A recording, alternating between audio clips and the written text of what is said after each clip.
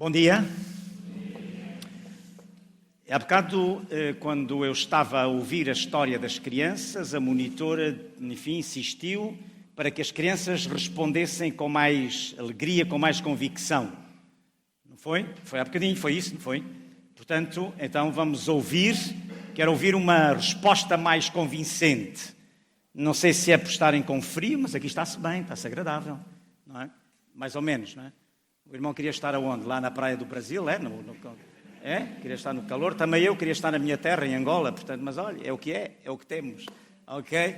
Muito bem, bom dia. Ok, muito bem, obrigado, pastor, por estas palavras introdutórias. Quero dizer que trago de toda a equipa da União Portuguesa dos Adventistas do Sétimo Dia saudações, um abraço a todos os irmãos, todas as irmãs da Igreja de Aveiro. Está um bocadinho de ressonância no ar, não sei se podem tirar aí o reverb, ok? Perfeito, obrigado, muito obrigado. Estava a dizer que trago saudações de toda a equipa da União, enfim, um abraço, dizer aos irmãos da Igreja de Aveiro que todos os dias, na meditação que nós fazemos na União, nós oramos pela Igreja de Aveiro, assim como por todas as igrejas em Portugal. E nós pedimos também que orem por nós. Porque, de facto, enfim, nós temos um ministério, como todos os membros da Igreja, e estamos exatamente neste ministério para servir o Senhor e para nos dedicarmos ao mesmo. Gostaria de perguntar, só aqui rapidamente, só para eu saber qual é o tipo de público que eu tenho à minha frente. Eu gosto de saber quantos é que estão aqui que são de portugueses de Portugal. Posso ver as mãos? Ok. Agora... portugueses do Brasil. Vamos lá ver as mãos. Muito bem. Agora de Angola, angolanos, os da minha terra, onde é que eles estão? Aqui. Santo Tomé. Alguém de Santo Tomé? Santo Tomé. Cabo Verde. Cabo Verde. Irmão, está isolado, não é? Sozinho de Cabo Verde? Temos que trazer mais gente de Cabo Verde, não é? Ok. Cabo Verde. Guiné. Alguém da Guiné? Não. Muito bem. Pronto. É isto mesmo. Moçambique. Tem alguém de Moçambique? Está lá em cima? Está lá em cima. Ok. Muito bem. Bem-vindos então a todos. É bom estarmos nesta perspectiva de uma igreja inclusa, porque realmente é assim, fazermos parte de uma família onde não há grego, nem judeu, nem africano, nem português, nem brasileiro. Somos uma família unidos em Cristo. Na verdade, isso é muito importante. Dizer aos angolanos que eu estive em Angola o ano passado, a fazer uma série de conferências, uma campanha de evangelização na Igreja Central de Luanda. Portanto, ou seja, eu conheci primeiro que vocês Angola, é interessante, na verdade, comi primeiro moamba que vocês, de maneira que vocês ainda nem sequer desistiam e eu já vivia em Angola de pé descalço, na sanzala a comer a moamba da panela, portanto, ok? É verdade, enfim, é assim, são coisas, vocês não podem dizer que conhecem melhor Angola do que eu mesmo, peço desculpa, mas é assim, é verdade. Bom, prezados irmãos, esta manhã gostávamos de partilhar a palavra de Deus convosco e, portanto, convido-vos a abrir as Sagradas Escrituras, porque a voz vai ser nossa, mas a palavra essa tem que ser a de Deus. E por isso, neste momento, convido-vos a abrir as Sagradas Escrituras em Lucas capítulo 23, e gostaria que me acompanhassem na leitura dos versículos 39 a 43. Gostaria de saudar todos aqueles que se encontram detrás das câmaras, lá em casa, onde estão a acompanhar exatamente a mensagem desta manhã a partir da Igreja Adventista do Sétimo Dia de Aveiro. Um abraço para vós e que esta manhã o Senhor fale ao seu coração, à sua mente, de maneira que possa escutar com clareza e, quem sabe, tomar decisões e compromissos com Deus. Lucas 23, 39 a 43 diz assim: um dos criminosos que ali estavam pendurados lançava-lhes insultos. Tu não és o Cristo? Salva-te a ti mesmo e a nós. Mas o outro criminoso repreendeu-o, dizendo: tu não temes a Deus, não o consideras, nem sequer estando na situação de sentença, nós estamos a ser punidos com justiça, ou seja, estamos a sofrer as consequências dos nossos atos, porque estamos a receber o que os nossos atos merecem. Mas este homem, o que está no meio, não cometeu nenhum mal. E então disse-lhe: Jesus, lembra-te de mim quando entrares no teu reino. E Jesus respondeu: hoje, na verdade te digo hoje, estarás comigo no paraíso. Querida Igreja de Aveiro, havia 2 caminhos que saíam de Jerusalém. Um deles, ele descia para Jericó e o outro subia em direção ao Gólgota. E ao longo do caminho, os marginais, esses viviam a sua vida corrupta, roubando, violentando e aterrorizando inocentes viajantes. Ao longo do segundo caminho, esses mesmos marginais, eles pagavam o preço da sua vida errada, carregando uma cruz para serem mortos no topo da montanha. Essa montanha que era conhecida como o Monte da Caveira, porque era ali naquele lugar que os delinquentes eram executados. Sabem, naquele tempo não existia método mais cruel e humilhante para se punir uma pessoa. Garanto-vos que nem mesmo a cadeira elétrica, a guilhotina ou a forca podem ser comparadas com a desgraça e o miserável sofrimento que suportava o marginal ali pendurado. Eram minutos e horas a morrer lentamente naquela cruz. Imaginem, de dia o sol queimava sem piedade. À noite, o vento gelado na montanha castigava o corpo enfraquecido do moribundo. Sabem, a morte de cruz era o símbolo da morte do pecador que vai morrendo lentamente. É assim a situação do pecador. Atormentado pelo sol, eu diria, da culpabilidade ou pelo frio gelado da consciência, sempre a afligi-lo e sempre a ouvir aquela voz que se calhar muitos de nós já ouvimos enquanto adolescentes ou enquanto jovens ou quem sabe já adultos. Tu não prestas, tu não vales nada e tu nunca conseguirás sair daqui. Porque tudo o que tu mereces é exatamente a morte. Havia momentos em que o condenado, ele mesmo implorava a morte. Era preferível morrer, querida Igreja, do que viver morrendo. É por isso que nós encontramos muitas pessoas nesta vida, que desejam a morte, que desejam, na realidade, desaparecer, porque não suportam exatamente o seu estado interior, a sua situação qualquer com a qual vivem, porque na realidade, meus prezados amigos, há uma vertente que é a vertente espiritual que não se preenche com nada deste mundo, nem com questões materiais, nem com consumos de drogas, nem com consumos de álcool, seja ela de que forma for, nem com rigorosamente mais nada a não ser com a presença de Jesus. Provavelmente tu já sentiste alguma vez assim? Meu prezado amigo, eu quero dizer-te que eu já senti esse momento. Quero dizer que se há aqui alguém que não é adventista do sétimo dia, eu quero dizer-vos que eu não nasci na igreja adventista do sétimo dia. Eu nasci numa igreja tradicionalmente católica. Eu nasci numa família tradicionalmente católica. E houve momentos na minha vida, prezados amigos, que como adolescente e jovem numa determinada altura, eu cheguei a dizer, eu não estou aqui a fazer rigorosamente nada, por causa da minha dependência do pecado. Mais à frente contarei alguns detalhes, resumidos, para vocês entenderem que há momentos na vida em que nós, como seres humanos, longe de Deus, desejamos adotar este tipo de decisões. Esmagado muitas vezes achei que não valia rigorosamente nada, como se calhar alguns jovens e algumas pessoas que aqui estão, ou alguém que está a nos acompanhar, mas eu quero fixar os vossos olhares e a vossa mente naquele monte. 3 cruzes levantaram-se lá no topo da montanha. 3 transgressores estavam exatamente a pontos de morrer. Sim, 3 transgressores. Disse bem. Eu sei que na vossa mente existe uma ponta de interrogação. Mas eu disse. E disse bem.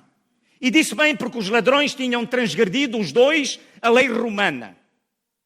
E Jesus tinha transgredido, imaginem, a lei de Jerusalém. Eles, os ladrões, tinham transgredido a lei de Deus. E agora imaginem, espantem-se, Jesus tinha apenas transgredido a tradição. E eu quero dizer-vos esta manhã que o legalismo nunca irá perceber a diferença. Nunca irá perceber esta diferença. E no meio daquelas cruzes pendia Jesus. Ele estava a suportar o pior dos três. E, querido irmão, já alguma vez tu pensaste no significado daquela morte? A missão de Jesus tinha sido sempre a de salvar pecadores. Sempre e continua a ser. Não pessoas perfeitas. Não pessoas que pensem que já estão no caminho perfeito e que fazem tudo correto. Não. A missão de Jesus tinha sido sempre de salvar pecadores. Viveu com eles. É curioso. Procurou-os onde estavam, socialmente falando. Misturou-se com esses marginais da sociedade, que nós muitas vezes como igreja temos receio de nos misturar, não vá sermos contaminados. Mas já me terão que explicar como é que nós podemos ser o sal da terra e refletir a luz do mundo, se não é na sociedade. Se não é misturando-nos com aqueles que realmente, meus amigos, têm o estigma de ímpios, porque não fazem parte daqueles que nós pensamos que são aqueles já candidatos ao reino eterno. Como se, na realidade, ser adventista do sétimo dia é condição sine qua non para ter o acesso direto, efetivamente, à vida eterna. No way, man. Não está escrito isso. Não é verdade. E é bom que tu e eu entendamos esta tremenda verdade espiritual, por isso é que Jesus contou a parábola das 10 virgens.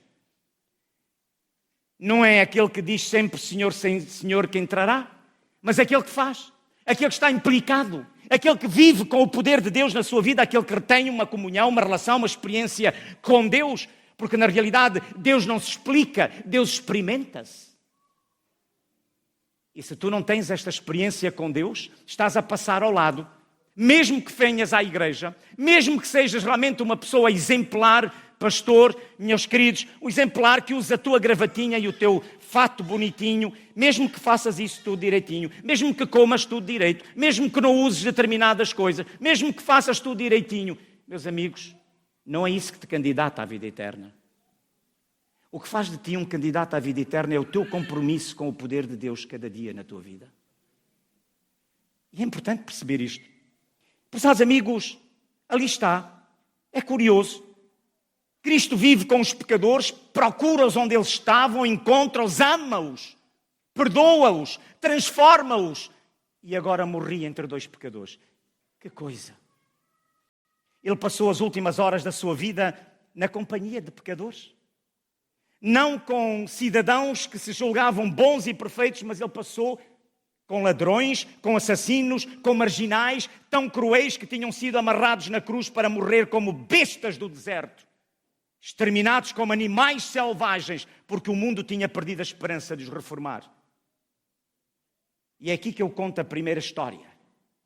Sabem, eu disse-vos que não nasci na Igreja Adventista. Lembro-me que, antes de ser Adventista, lá em Angola, a primeira vez que eu contactei exatamente com a Liamba, com a Maria Joana, foi em Angola. Eu usava cabelo comprido. Eu usava montes de joias. E um dia, quando eu regresso em 1975, e quando vou exatamente com a minha falecida mãe a uma determinada igreja onde fui visitar, a recepção que eu tive foi brutal. A primeira pessoa que me viu foi: você não sabe que ser cristão não usa cabelo comprido, não usa essas coisas todas. Que mensagem brutal. Que mensagem brutal. Que mensagem incrível. Eu sonho com a minha igreja que, na realidade, ali, a partir daquele momento que entra aqui alguém, seja recebido com hospitalidade, com amor e com carinho e com abraço. Porque essa é a igreja que Deus quer nesta terra. E naquele momento, quando realmente aquele irmão falou comigo assim, eu virei-me para a minha mãe e disse: mãezinha, por favor, eu vou para casa, porque eu em casa sinto-me melhor do que estar na igreja. E fui para casa. Fecho o parênteses. Mais à frente. Exatamente, já perceberam que na realidade eu estou-vos a localizar num processo de vida espiritual que eu tive que foi complicado. 8 anos de toxicodependência, 8 anos de droga, 8 anos efetivamente na cocaína, 8 anos dependente, passando por centros de profilaxia, desintoxicação. Prezado amigo, isto é a minha história. E a minha mãe sempre me dizia, filho, porque eu dizia à minha mãe, mãezinha, neste não é o Deus que tu me apresentaste, porque o Deus que tu me apresentas na Bíblia é o Deus que tu me disseste sempre que me aceita como eu sou, que me ama como eu sou, que está disponível para trabalhar comigo e para me perdoar e para me recuperar e para me restaurar. É o Deus que convive com os pecadores. Mas na realidade nós temos que avançar.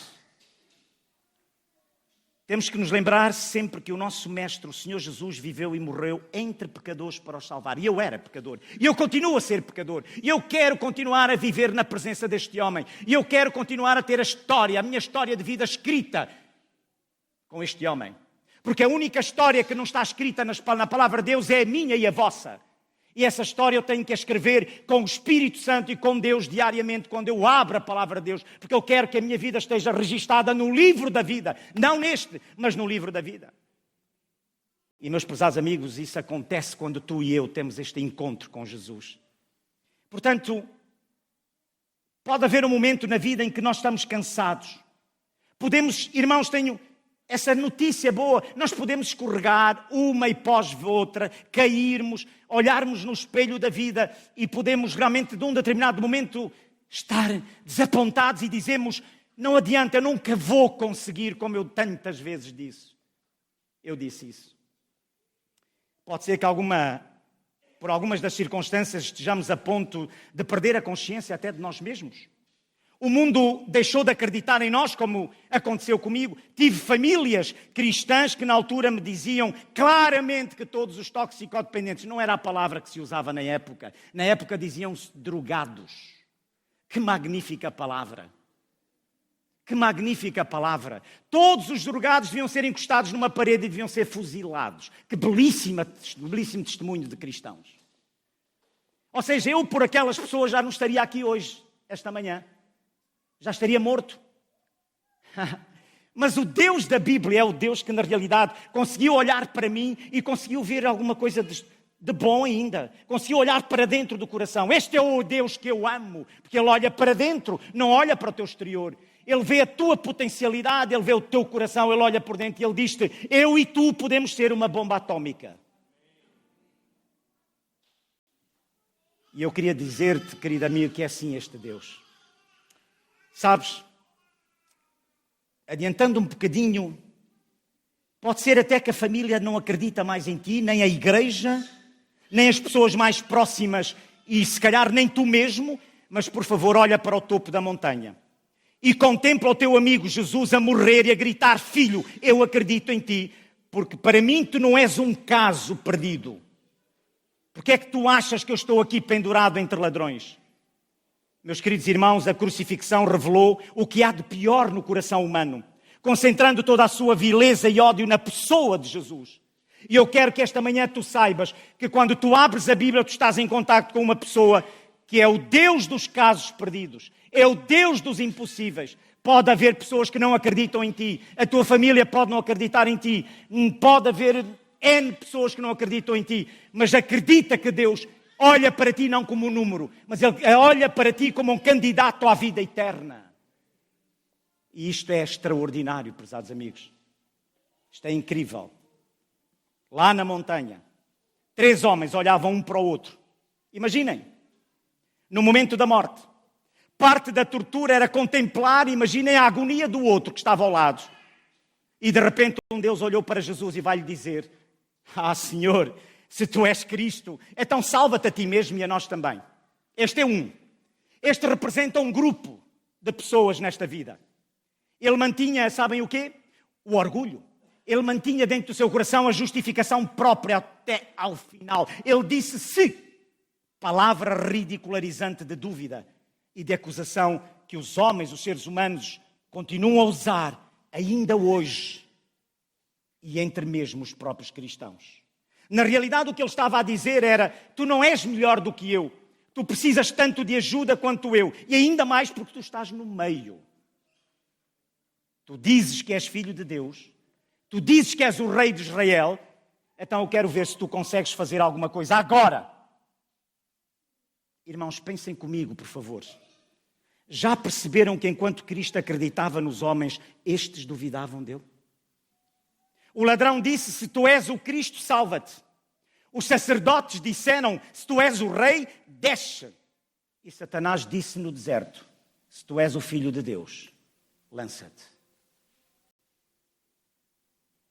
Mentes arrasadas pela dúvida reclamaram sempre uma demonstração de poder. Como se o poder, porque hoje na nossa sociedade, o poder é visto pela questão do muito dinheiro que tu possas ter ou das posições de influência em que tu te podes encontrar. Politicamente falando, economicamente falando, não importa. O poder é visto por essa perspectiva. Mas, prezados amigos, na realidade esse tipo de poder é incomparavelmente mais frágil e débil do que o amor. E tu já percebeste que o amor não é um sentimento? Já percebeste isso? Já percebeste que o amor é uma pessoa? O que é que diz a Bíblia? Deus é amor. E amor não se diz. Amor demonstra-se. É como se eu estou casado há 40 anos. São muitos anos, não acham? São muitos anos. E eu espero continuar casado mais 40 anos. Não é isto que eu quero dizer.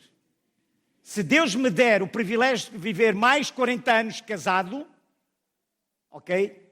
E eu espero que não seja com a mesma pessoa. O que é que vocês estão a pensar? Pois é. Quando eu digo isto, eu desejo que Cristo venha o mais rapidamente possível para acabar com esta história toda. E para estar para sempre com a minha mulher e convosco. É isto que eu quero dizer. Mas se eu viver mais 40 anos ao lado da minha mulher, acordar ao lado dela, e se eu lhe continuar a dizer, Nani, eu amo-te durante todas as semanas, todos os dias, 40 anos. Vocês sabem o que é que a minha mulher vai dizer? Tu és um grande mentiroso. Sabem porquê? Não, é verdade. Sabem porquê? Porque o amor não se diz, o amor demonstra-se. Tu consegues perceber isto? Tu consegues entender isto? Por gestos e comportamentos. Consegues. Reparem que a Bíblia diz que Deus amou o mundo que quê? Que disse ou que deu? Deu! O amor demonstra-se. Não se diz. Não se consegue dizer o amor. Consegue-se demonstrar. Se tu não és capaz de acordar ao lado do teu marido, da tua esposa, dar-lhe um beijo, dizer que a ama, mas que dás-lhe um beijo, dás-lhe um abraço, realmente tens datas específicas para estar com ela e ela contigo, quando tu realmente, se tu não tens isto, meu prezado amigo, reflete bem, porque o teu casamento pode entrar numa rotina. E é bom que penses nisso. Portanto, o amor não se diz, o amor demonstra-se, porque o amor é uma pessoa. Portanto, prezados amigos, reparem, mentes arrasadas pela dúvida reclamaram sempre uma demonstração de poder, como se o poder fosse capaz de fazer o que o amor não fizera. O anelo supremo do ser humano sempre foi de se ver livre de sofrimento. Salva-te a ti mesmo e a nós também. Sabem que todos os que estamos aqui, lá em cima, aqui em baixo, os que estão a acompanhar-nos pelo streaming, eu quero dizer que todos escaparíamos à crucifixão se nós pudéssemos. Aliás, nós buscamos mais a Deus quando estamos com problemas.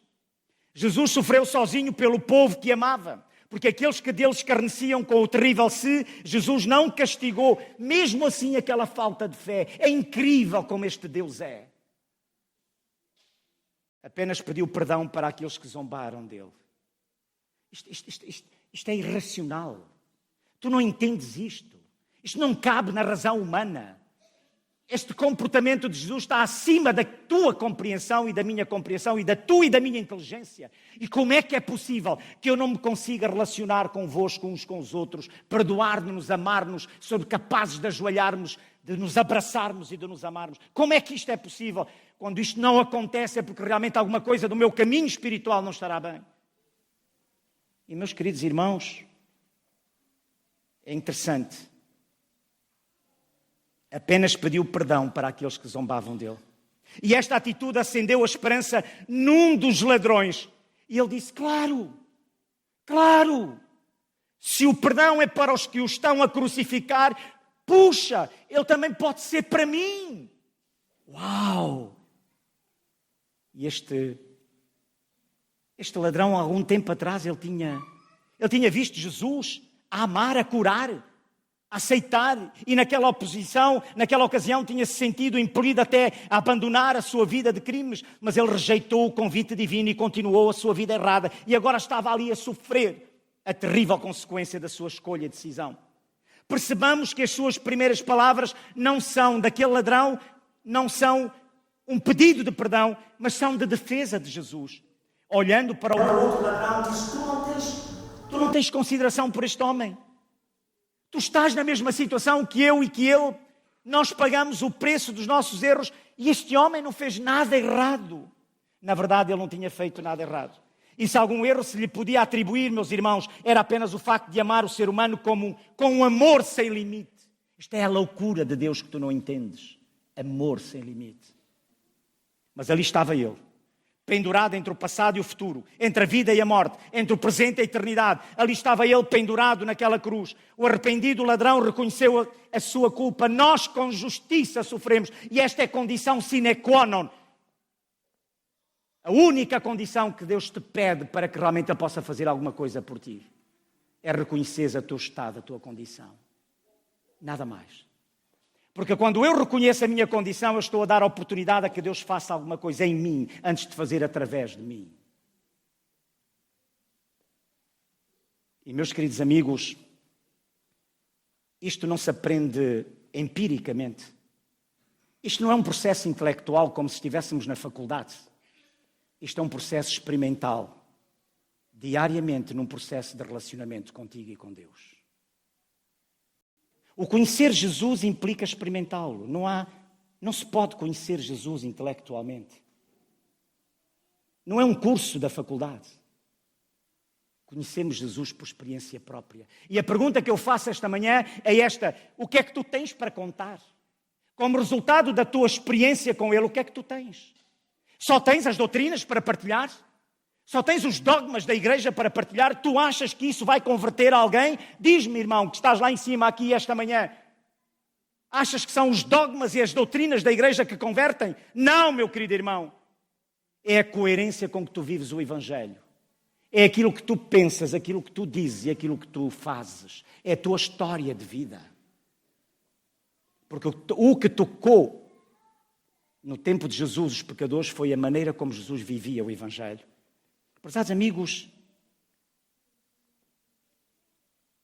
e na realidade, ele, pecador, admitiu que precisava de ajuda, estava disposto a procurá-la, mesmo que fosse na última hora da sua vida. E eu e tu, o que é que nós estamos a fazer com a nossa vida cheia de pecados? Continuamos a persistir? Continuamos exatamente no orgulho a dizer que estamos cheios de razão? Ou realmente depositamos a nossa condição aos pés de Jesus?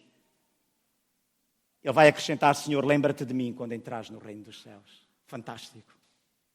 Fantástico. Ele compreendeu que Jesus tinha deixado o céu para vir salvar pecadores da eterna perdição.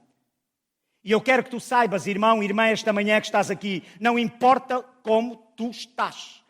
Tu podes falar com Deus, tu podes pedir-lhe ajuda. O que Jesus mais quer é uma oportunidade para atuar na tua vida.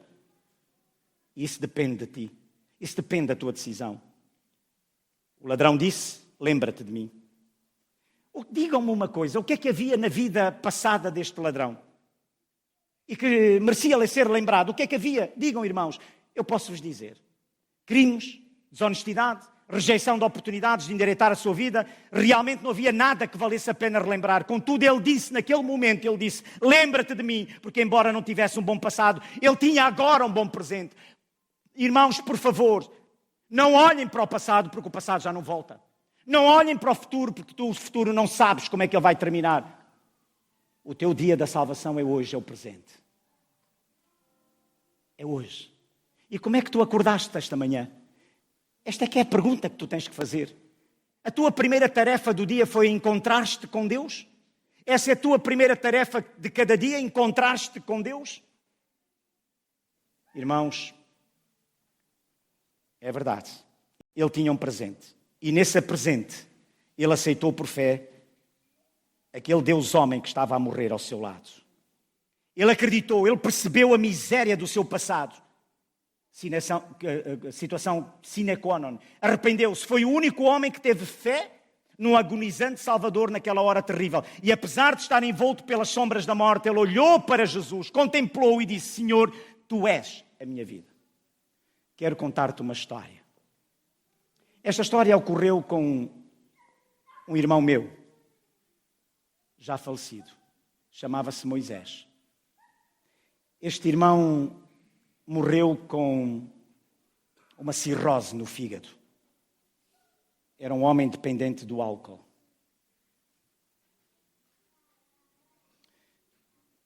Eu e a minha mulher visitámo-lo várias vezes no hospital em que ele estava. E houve um dia que eu tive a nítida sensação que seria o último dia que eu iria ver o meu irmão naquela visita.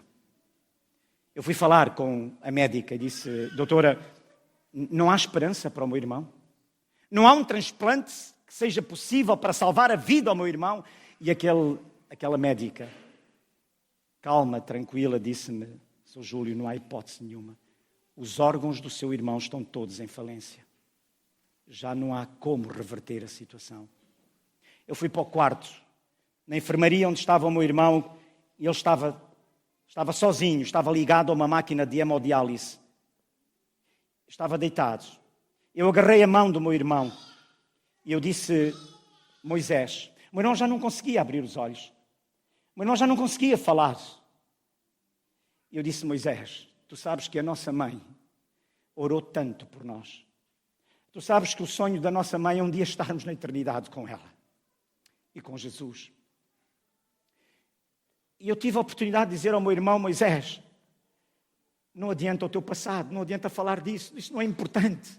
O que tu fizeste ou não fizeste, isso não importa para nada. Não é o importante, Moisés. O mais importante, e talvez, Moisés, é a pergunta mais importante que eu quero fazer-te é: estás disposto a aceitar Jesus como teu Salvador pessoal?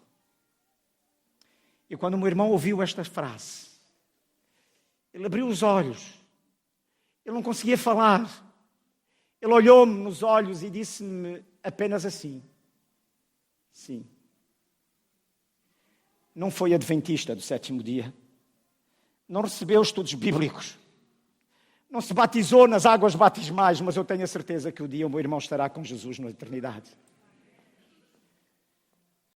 Meu querido irmão, pegando na minha história para fazer a ponte, para terminarmos a mensagem. Naquela madrugada, eu tomei a decisão de levantar-me da cama, talvez tocado pelo Espírito Santo. Eu nunca tinha aberto uma Bíblia na minha vida. Sozinho na sala, às 4 da manhã, eu transpirava suores frios, porque o meu corpo e a minha mente pediam a cocaína. E eu não tinha. E eu trepava paredes, eu dizia a Deus: se tu existes, tu tens que me libertar. Muitos dos meus companheiros daquela época hoje estão mortos.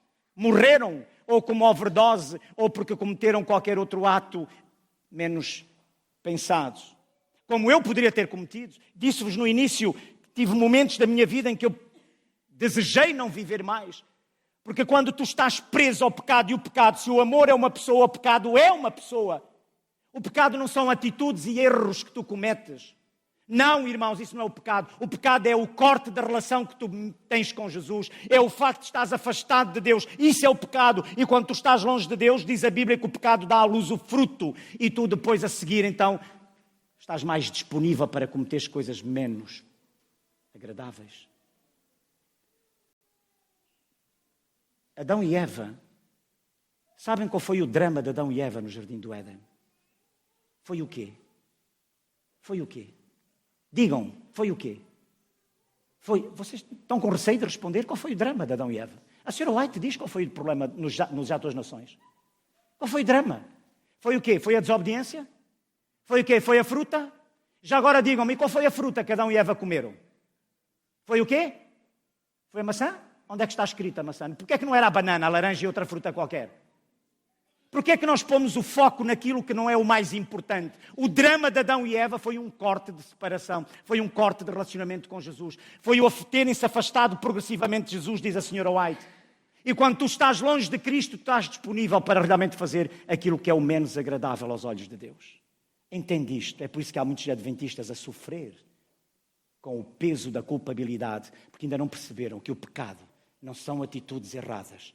O pecado é uma pessoa. E só há lugar no teu coração para uma pessoa. Ou é Cristo ou é Satanás. Ponto final, parágrafo. E naquela madrugada, quando eu fui buscar a Bíblia que a minha mãe me ofereceu, que ainda hoje uso nos acampamentos com os jovens, uma Bíblia especial.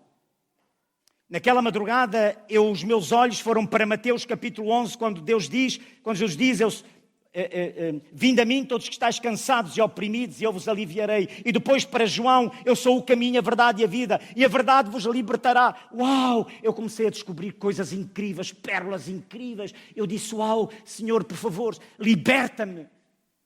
E naquela madrugada eu tomei as 2 decisões mais importantes da minha vida. Preparar-me para descer às águas do batismo e preparar-me para ser um dia pastor da Igreja Adventista do Sétimo Dia. Podia estar morto. Resolvi voltar àquela igreja onde eu fui a primeira vez que eu fui recebido, por causa do meu cabelo grande, fui recebido da maneira como fui recebido. Voltei lá. Ainda não tinha sido batizado, mas eu já entendia efetivamente as propostas.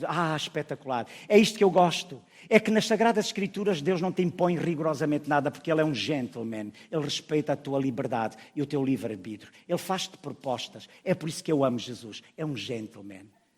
Muitos cristãos não são gentlemen. Tentam impor aos outros aquilo que eles acham que realmente devem viver. E impõem os outros segundo aquilo que é o seu ponto de vista. Não, irmãos, é o meu estágio espiritual, o meu modelo. Eu tenho que deixar isto escrito aqui, bem claro e bem vincado. A minha referência, o meu modelo é Jesus, não é nenhum de vocês, irmãos. E de acordo com o meu estágio espiritual, eu quero viver de acordo com o meu estágio espiritual. E é isso que Jesus espera. Eu voltei àquela igreja. Quando eu entrei naquela igreja, imaginem, eu já tinha cortado o cabelo. Já não usava mais as joias, os fios, aquilo, as coisas todas. Já não usava aquela roupa hippie que eu usava na época, que não é a roupa de hoje, era outra diferente. Já estava. E quando eu chego ao hall da entrada, quem estava lá? A mesma pessoa que me tinha recebido uns anos anteriores. E quando eu entro, o homem não percebia quem eu era. Estava estranho. Mas eu era a mesma pessoa, no meu coração e no meu caráter. E agora, naquele momento, quando eu entro, eu estou exatamente a entrar no hall da entrada. Prezados amigos, aquele irmão olha, roda, anda à volta, à minha volta, volta e mais volta, e depois chega. Tu és o Júlio Carlos? Eu disse, sim, sou. O mesmo de há um ano que entrou aqui. E ele disse-me, vês, assim é que tu és agora um cristão verdadeiro. Prezados irmãos, é interessante, não é? É interessante. Como é que, na realidade, a noção de ser um cristão verdadeiro é medido por uma opinião humana? Chegou o dia do meu batismo. E quando batizei-me na igreja de Cascais, a antiga igreja de Cascais, e quando eu estava a sair do batistério, a ir caminhar-me para a porta da entrada, quem é que estava à porta da entrada para me receber? A minha mãe. A minha falecida mãe. E é naquele momento que a minha falecida mãe, que tinha sido batizada na Igreja Central de Luanda, com a minha irmã, é naquele momento que a minha mãe me recebe, me abraça, me beija, me diz-me algo que nunca tinha-me dito. Carlitos, porque era assim que eu era tratado na família, ainda hoje. Ninguém me trata por Júlio Carlos, isso é para a igreja. Na família eu sou o Carlitos. E a minha mãe dizia-me, Carlitos, há sensivelmente 20 anos que eu orava por este momento. A tua conversão.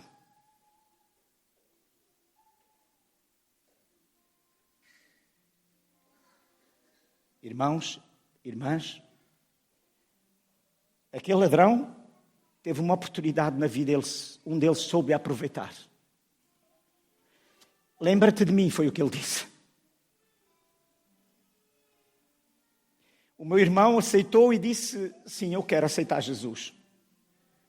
Não estudou a Bíblia, não se batizou, mas naquele momento ele entregou o seu coração a Cristo. Eu tive o privilégio de ter essa grande oportunidade também. Se calhar por vontade de muitos eu nunca seria pastor, porque eu não tinha qualidades para ser pastor. Mas Jesus olhou para dentro e disse, não, eu também tenho uma oportunidade para ti. Tu és colérico e sanguíneo, mas eu também quero trabalhar com coléricos e sanguíneos. Eu também preciso deles.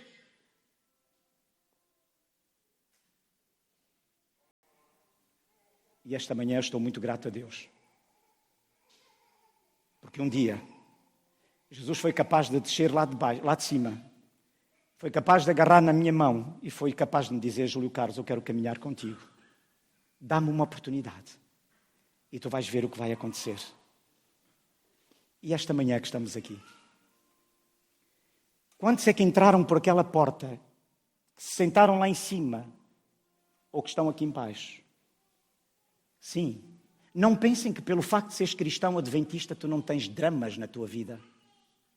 Não penses que não tens dificuldades e problemas no teu lar, no teu casamento, na relação com os teus filhos.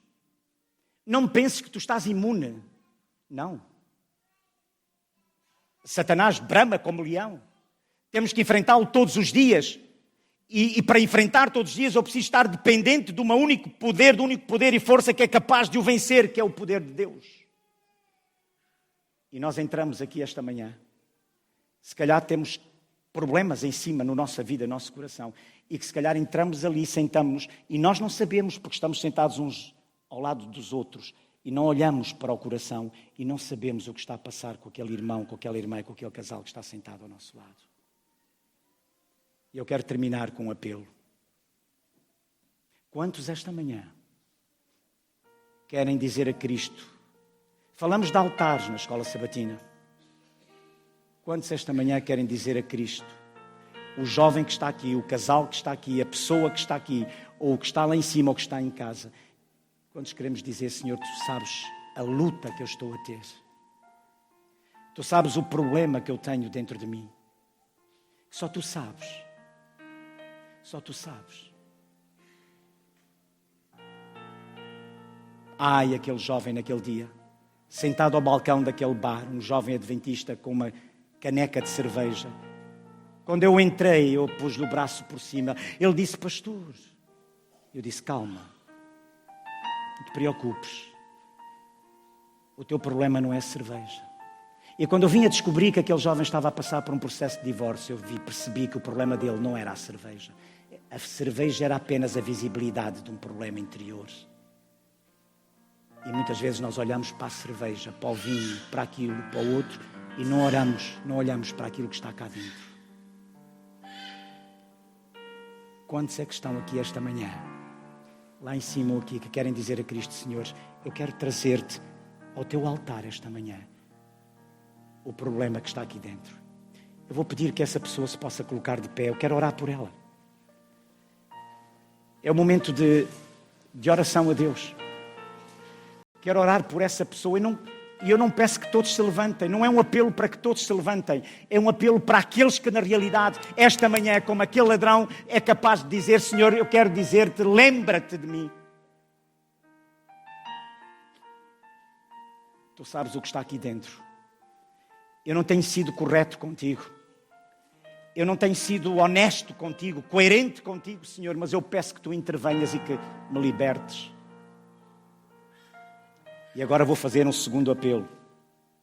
E o segundo apelo é este. Quantos esta manhã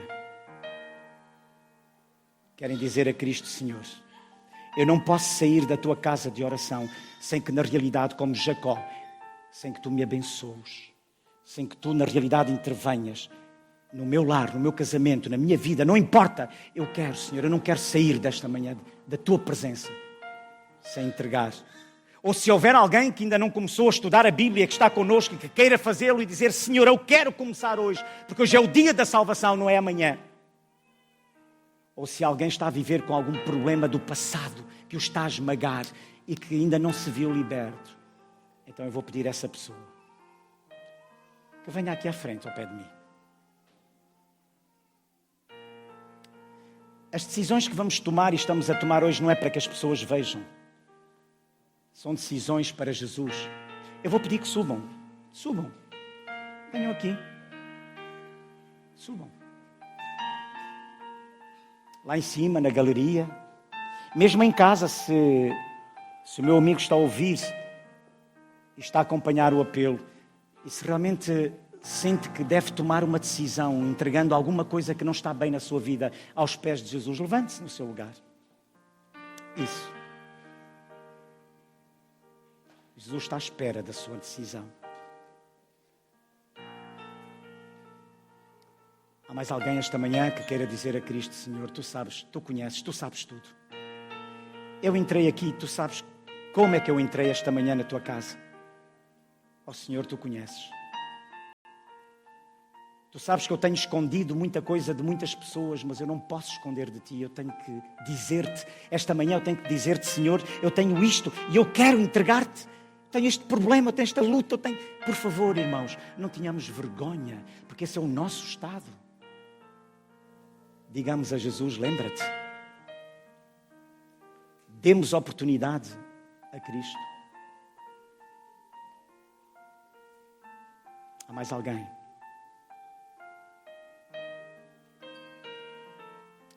Vamos orar a Deus. Pai Santo, Pai querido, muito obrigado, Senhor. Muito obrigado, Senhor, porque tu queres ter uma experiência com cada um de nós, de forma pessoalizada, Pai. E a experiência que tu tens comigo é diferente da experiência que tu queres ter com cada um dos que estamos aqui, porque não há duas experiências iguais, Pai. Porque nós somos diferentes uns dos outros. Obrigado pelo repto, Senhor, de nós escrevermos a história da nossa vida aqui nesta terra contigo, Senhor. Obrigado porque tu continuas a olhar para nós, Pai, não como somos, mas como podemos vir a ser, transformados pelo poder do teu Espírito, Pai. Isto é brilhante, Pai.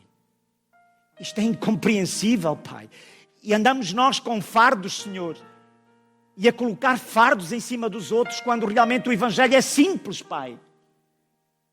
Então somente andar na Tua presença. Papá do céu, quero pedir que tomes nos Teus braços todos aqueles que se levantaram no seu lugar, Pai.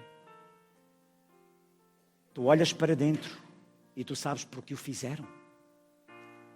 Eu quero colocar no Teu trono da graça todos estes irmãos e irmãs que aqui vieram à frente, Pai.